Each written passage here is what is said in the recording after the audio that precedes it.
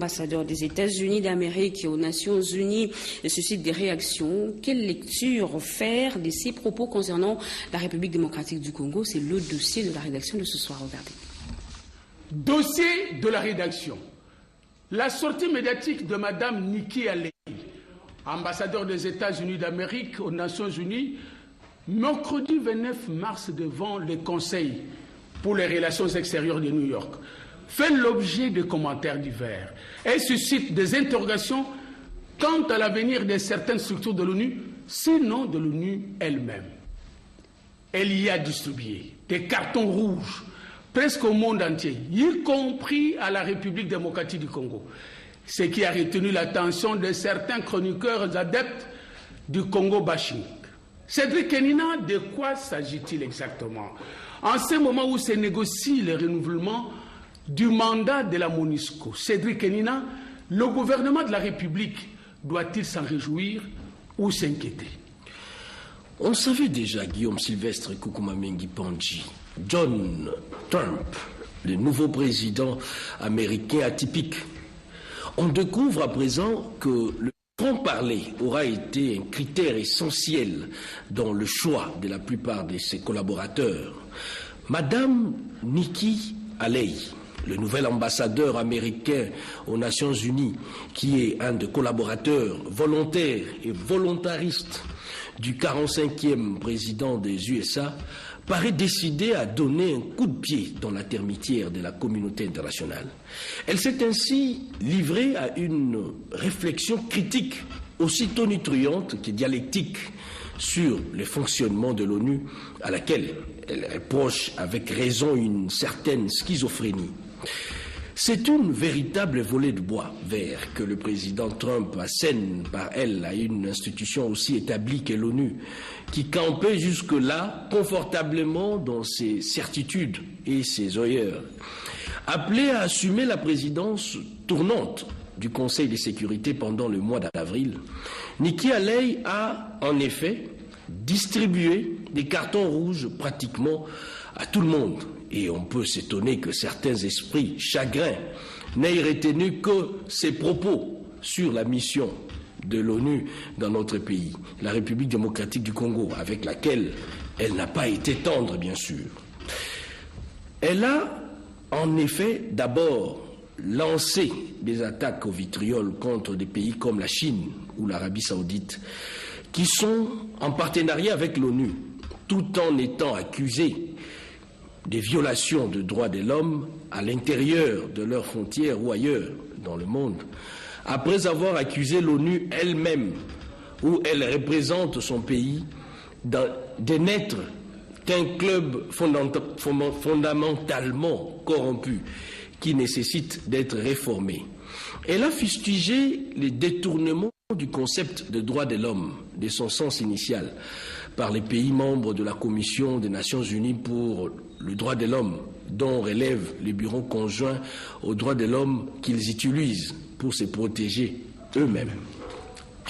Contrairement à ce que certains commentateurs voudraient faire croire en sortant ces propos de leur contexte, l'ambassadeur de Donald Trump aux Nations Unies n'a pas focalisé son discours de mercredi dernier sur la République démocratique du Congo, dont elle a parlé en demandant que soit réduit le nombre de casques bleus engagés dans la MONUSCO, dont les États-Unis sont les premiers contributeurs au budget qu'elle juge excessif. Budget excessif, Cédric Kenina. Mais qu'a-t-elle dit exactement sur la République démocratique du Congo qui fait tant jaser? S'agissant de la République démocratique du Congo, prenant le contre-pied de la thèse de ceux qui appellent à l'augmentation du nombre de casques bleus de la MONUSCO, l'ambassadeur Nikki Haley s'est interrogé, et à juste titre, sur le paradoxe qui consiste pour l'ONU à prétendre établir un partenariat et apporter un appui aussi coûteux à un gouvernement comme celui de la RDC, que les structures de cette même ONU, comme le Conseil des droits de l'homme, présentent comme un gouvernement corrompu qui assaille ses citoyens.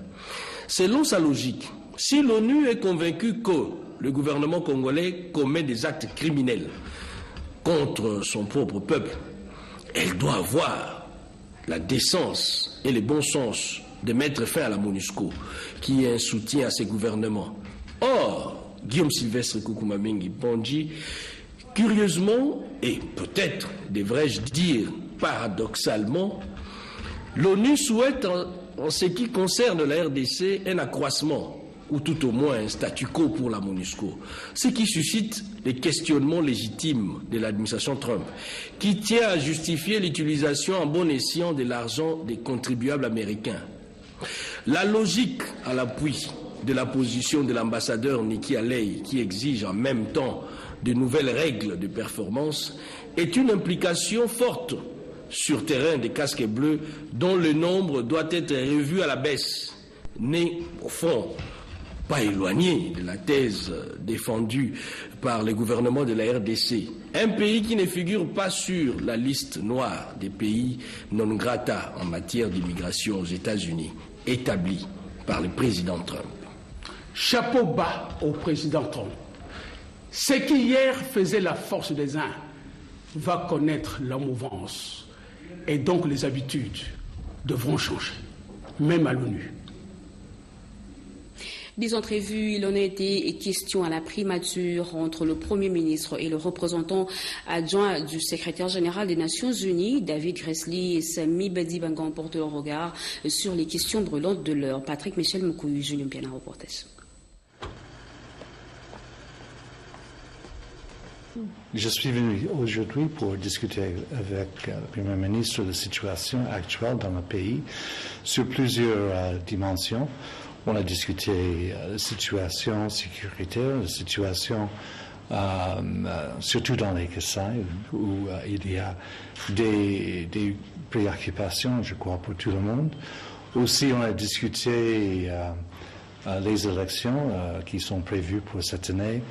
Qu'est-ce qu'on peut continuer à faire ensemble pour assurer qu'on a un bon résultat avec l'achèvement de ces élections. On a discuté en fait aussi la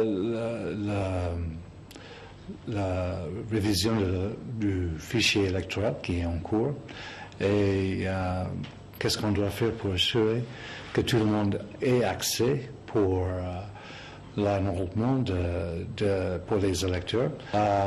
Aussi, on va continuer de travailler sur le plan sécuritaire. On va continuer avec notre travail avec l'armée congolaise dans l'est du pays. Cette collaboration a beaucoup amélioré depuis quelque temps. Donc, nous sommes très contents avec ça. Et je crois qu'on commence à voir les résultats sur le terrain. Nous avons déjà donné notre appui pour la formation de la police. Je crois que ça c'est aussi important. Et on va continuer à rester en contact avec l'armée congolaise pour voir comment on peut améliorer la situation des droits de l'homme dans cette région. Et la majorité présidentielle se dit surprise de la position du rassemblement prise après la rencontre des évêques de la CENCO avec le chef de l'État Joseph Kabila. La MPE condamne aussi la mort de 39 éléments de la PNC en mission au Kasaï, Suzingo et Myriam Adika. Dans ce communiqué lu par son porte-parole André Alain Atundu, la majorité présidentielle regrette la prise de position du rassemblement après la rencontre du chef de l'État et les évêques membres de la CENCO. La majorité présidentielle a, non sans surprise et déception, pris connaissance de l'étrange communiqué du rassemblement mettant en cause injustement la bonne foi du président Joseph Kabila Kabange dans la normalisation du processus électoral. L'engagement et la bonne foi du président Joseph Kabila Kabange dans la réalisation des élections à la date convenue ne peuvent raisonnablement faire l'objet d'aucun soupçon. André Alain Atundu indique que le président de la République, Joseph Kabila Kabange, a déjà initié des contacts informels en vue de trouver une solution aux questions d'achoppement, à savoir le choix du Premier ministre et la désignation du président du Conseil national de suivi de l'accord. La majorité présidentielle invite le rassemblement à un sursaut salutaire de patriotisme et au respect du peuple congolais. La majorité présidentielle exhorte la jeunesse congolaise à ne pas être l'artisan de son propre malheur en participant à des actions de destruction de la cohésion nationale programmées par le rassemblement et qui présentent par ailleurs le risque d'éloigner la perspective des élections. Évoquant la mort tragique dans une embuscade de 39 éléments de la police nationale en mission de pacification au Kasaï, la majorité présidentielle exprime sa compassion aux familles éprouvées et exhorte les autorités à établir les circonstances de cette tragédie et à sanctionner les auteurs. Le vice-premier ministre, ministre des Transports et Voies de Communication, José Makila Soumanda, lui, a fait la restitution des assises du Swaziland.